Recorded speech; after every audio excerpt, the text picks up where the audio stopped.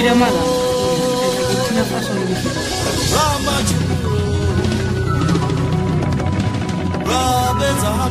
Inak ume asko zuen, eta bere maitasuna eskaintzen zien momentu oro.